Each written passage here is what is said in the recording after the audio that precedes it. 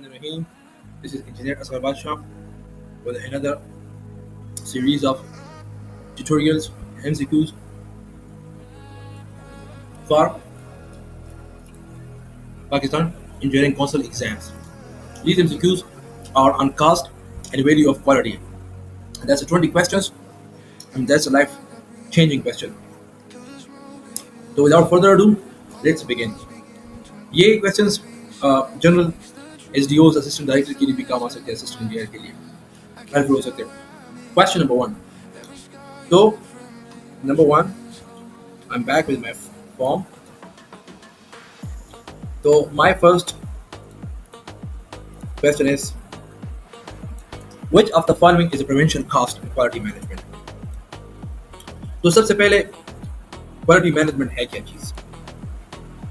ये यहाँ पे सिंपल आ रहा है ना, ये इसकी डिफिनीशन है कि कंस्ट्रक्शन मैनेजमेंट में और सिविल इंजीनियरिंग में क्वालिटी मैनेजमेंट का मतलब है making sure that every stage of the project जिसमें डिज़ाइन हो, जिसमें डिज़ाइन, ठीक है, मटीरियल्स, कंस्ट्रक्शन.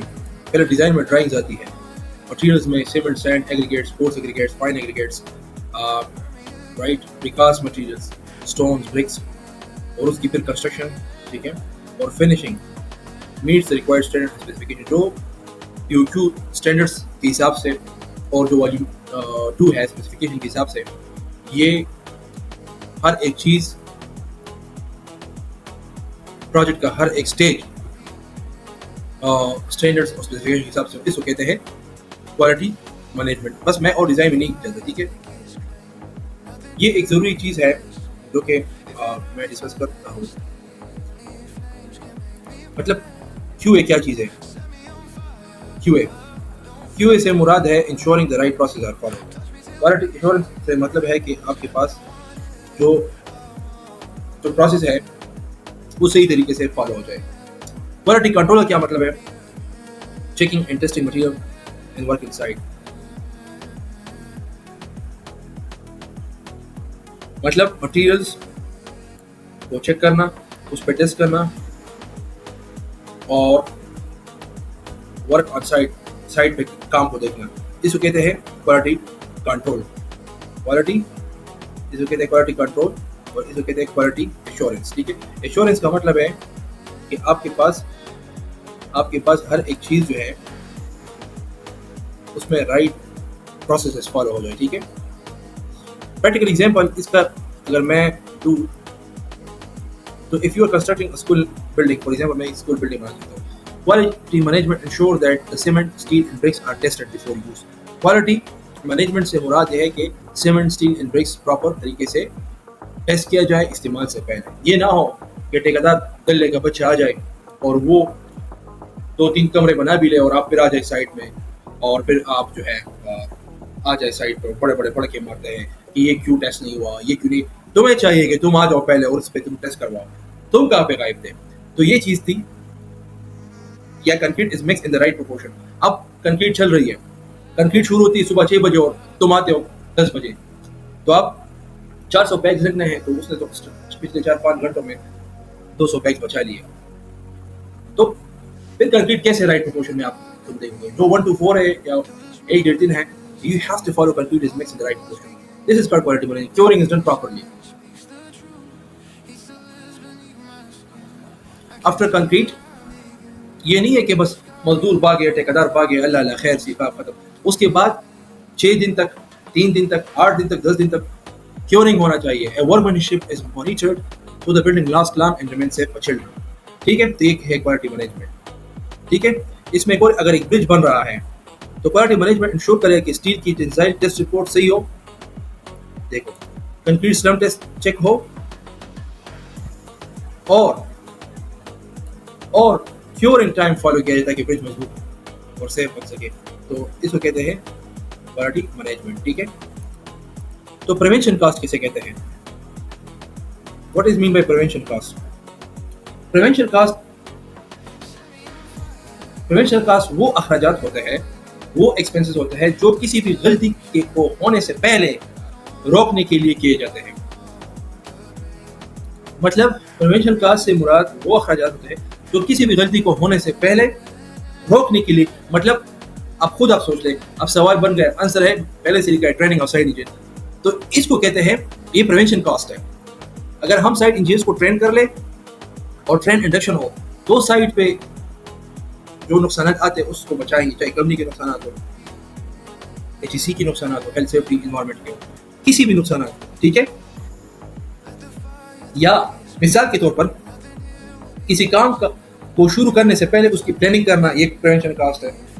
क्वालिटी को बेहतर बनाने के लिए ट्रेनिंग देना ये प्रिवेंशन कास्ट है। और मुआयनत करना शामिल है, ठीक है। तो the right answer is training of site engineers prevention cost, ठीक है। क्योंकि मिसाल के तौर पर किसी काम को ये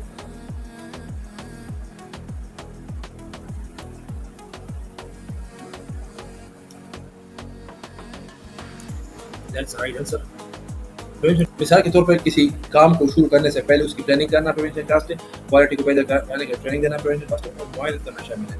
अब सेकंड क्वेश्चन जो है compressive cube compressive strength, cube compressive strength fall under which category of quality cost. तो अब क्वालिटी कॉस्ट क्या चीज़ है, जरूर समझना जरूरी है। Quality cost mean the total cost related to ensuring that the construction will meet required quality standards. यानी quality cost का मतलब है कि जितना पैसा क्वालिटी मेंटेन करने में लगता है, ये 4 हिस्सों में होता है, ठीक है। एक है प्रिवेंशन कॉस्ट, डिफेक्ट होने से पहले बचाव, जिसे लेबर को ट्रेनिंग देना, मटेरियल का डिजाइन रिव्यू करना, ये कहते हैं प्रिवेंशन कॉस्ट। अप्रेजल कॉस्ट, चीज़ों को चेक करना, कंक्रीट टेस्ट, स्टील का इंस्पेक्शन सही, इसको कहते हैं appraisal cost. Internal failure cost, defect site पे मिल जाए हैंडओवर से पहले, गलत ब्रिक वर्क दोबारा तोड़ कर करना, ठीक है, इसको इंटरनल फेलियर कॉस्ट है। एक्सटर्नल फेलियर का डिफेक्ट हैंडओवर के बाद बिल्डिंग में सीपेज या करेक्शन, जिसमें इसको कहते हैं डिफेक्ट लायबिलिटी पीरियड भी कहते हैं इसको, ठीक है। एक्सटर्नल फेलियर कॉस्ट जो है इसको डिफेक्ट लायबिलिटी पीरियड भी कहते हैं, ठीक है। और ये डिफेक्ट लायबिलिटी पीरियड से पहले की बात है, ठीक है। अभी हमने पढ़ा कि टेस्ट करना साइट पे मटेरियल्स का, तो वो आता है अप्रेजल कॉस्ट में, ठीक है। So the right answer is appraisal cost. Test inspection is equal to appraisal, since they measure quality but don't prevent defects. Equality को मैं करते लेकिन डिफेक्ट को प्रिवेंट नहीं करते, ठीक है। Third classification is an example of internal failure cost. देखिए customer complaint after project delivery, तो ये तो आफ्टर प्रोजेक्ट डिलीवरी, तो ये एक्सटर्नल फेलियर कॉस्ट है, जिसको डिफेक्ट लायबिलिटी पीरियड में कहा जाता है। Rework due to honeycombing, दोबारा काम करना, कोई काम ठेकेदार गलत कर ले और उसकी स्पेसिफिकेशन में हो कि तुम ये काम ठीक करोगे, उसने कंक्रीट किया, उसने वाइब्रेटर का इस्तेमाल नहीं किया, हनी कॉम कंक्रीट में आ गई, तो ये अभी दोबारा करेगा, तो ठीक है। Internal failure occurs before handover, rework, delay, scrap, ठीक है।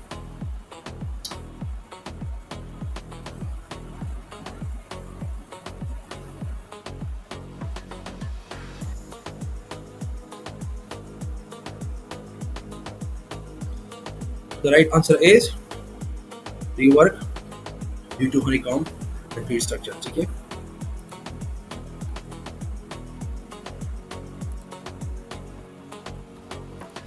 So another question, a correct payment after handover example of external failure का, जिसको डिफेक्ट लायबिलिटी पीरियड भी कहते हैं, ठीक है।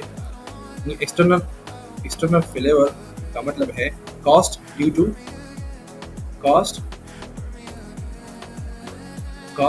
To defect notice by client, a user जो कस्टमर होता है, ठीक है।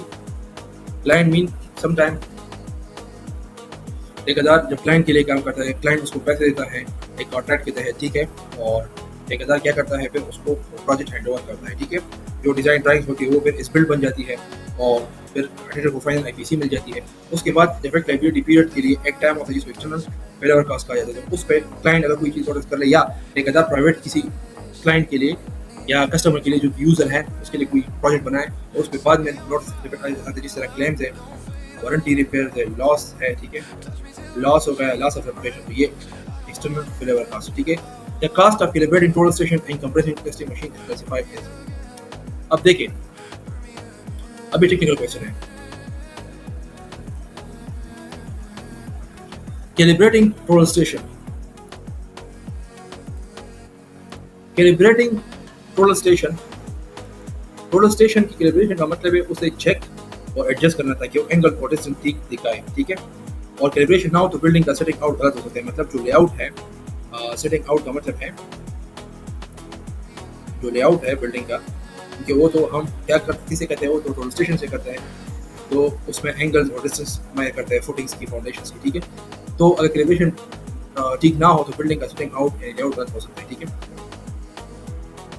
और सीटीएम की कैलिब्रेशन का मतलब है कि मशीन जो कंक्रीट क्यूज टेस्ट करती है, सिलेंडर टेस्ट करती है, वो सही लोड और सही रिजल्ट दिखाए। अगर कैलिब्रेशन ना हो तो स्ट्रॉन्ग कंक्रीट भी फेल हो सकता है या वीक कंक्रीट पास हो सकता है, ठीक है। तो इसको कहते हैं प्रिवेंशन कास्ट, ठीक है। गलती को दोहराने से पहले, ठीक है, ये अगर कैलिब्रेट स्टेशन की कैलिब्रेशन हम ठीक ना करें और रोड स्टेशन की कैलिब्रेशन अगर ठीक ना हो और कंप्रेसर टेस्ट मशीन की कैलिब्रेशन अगर ठीक ना हो और बाद में फिर ये अगर लेआउट गलत हो गए तो तबाही होगी पैसों की, बिल्डिंग गलत बनेगा लेआउट प्लान से। और अगर टेस्ट पास हो, कंक्रीट की क्यूज की तराई भी हुई होगी और ये अगर कैलिब्रेशन ना हो तो इसको फेल करेगा और सारे कॉलम्स या बीम्स तोड़ जाएंगे, तो तबाही होगी, ठीक है। तो ये प्रिवेंशन कॉस्ट, ठीक है। So it's comes under the category of prevention cost, ठीक है।